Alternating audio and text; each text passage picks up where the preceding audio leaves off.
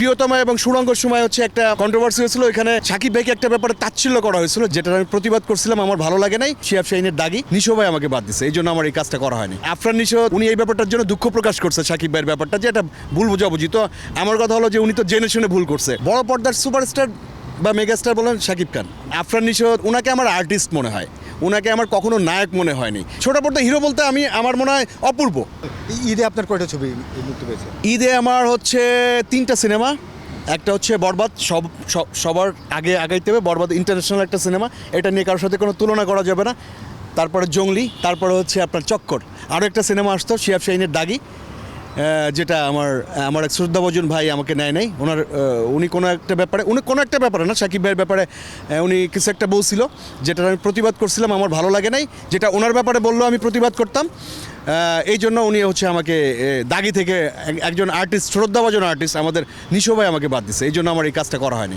যেমন এই দিয়ে আমার বেশ কিছু কাজ আসছে কিন্তু, বাট আমার হয়তো 3টা সিনেমা আসছে, একটা সিনেমা আরও আসতে পারতো, যোগ হতে পারতো, সেটা হচ্ছে দাগিতে আমার একজন শ্রদ্ধাভাজন বড় ভাই, রেসপেক্টেবল একজন শিল্পী, উনি আমাকে কেন বাদ দিছে?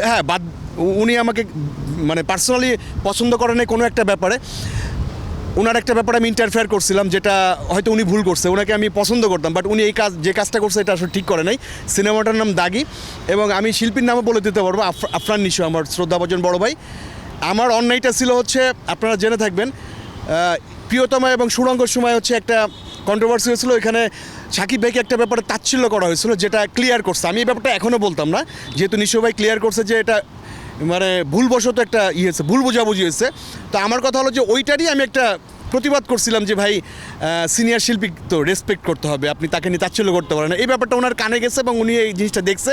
দেন হচ্ছে ওনার দাগিতে আমার একটা মহাগুরুত্বপূর্ণ ক্যারেক্টার ছিল, এটা থেকে উনি বঞ্চিত করছে। বাট আমি এটা ভাবতেই পারি নাই, কারণ আফরান নিশো তার অ্যাক্টিংয়ের যে ভক্ত না, সে আসলে মিথ্যা কথা বলবে। আমি নিজেও অ্যাক্টিংয়ের ভক্ত।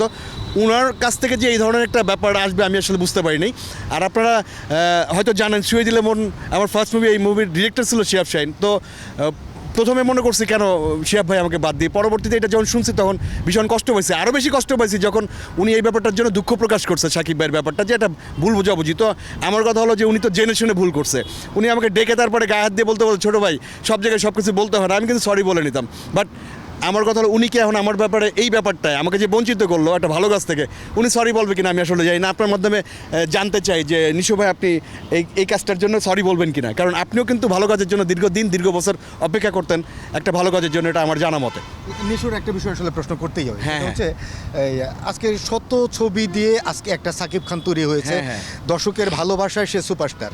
হ্যাঁ, নিশো 2টা ছবি করে নিজেকে সুপারস্টার মনে করছে না। নিশো ভাইয়ের ব্যাপারটা আসলে আমি ওনাকে একটা অনেস্টি বলি, মন থেকে বলি, কে কি মনে করলো যাই না।